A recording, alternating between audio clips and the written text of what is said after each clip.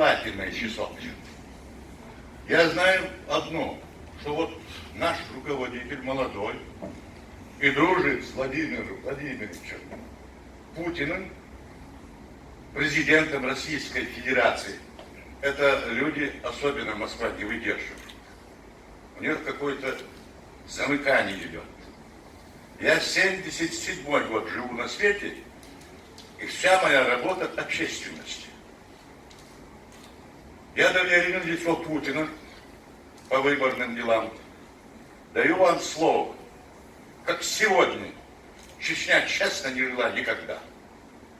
Есть недостатки, может быть, в правоохранительных органах, но то, что неполадок в Чечне, то, что кто-то недоволен, он может прямо написать Рамзану, Рамзан сидит, сделать из этих телефонов пианину. Он каждую информацию, я рядом бываю сейчас, он каждый, да, вот все он читает. И никто не стесняется, сколько приходит из-за рубежа оскорбительных. Это те, которые отсюда ушли, зная, что они не ужились. И знают, что хотят навредить, чтобы тень на плетень навести, сделать все, что угодно. И те люди, которые сегодня пишут, выходят на президента, я считаю, предателями русского народа и чеченского народа, и всего мира. И от таких людей надо избавляться.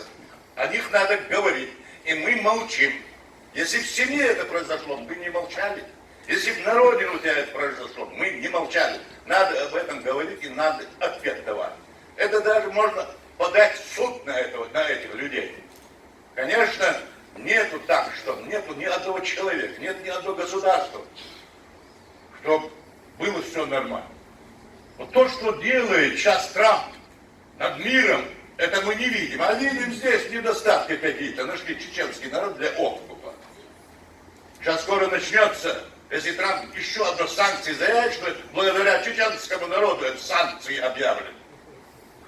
Поэтому я прошу вас, если я от того, что говорил здесь громко, извините, у меня вот так, я на сцене привык работать, поэтому извините меня, если вам что-то не понравилось.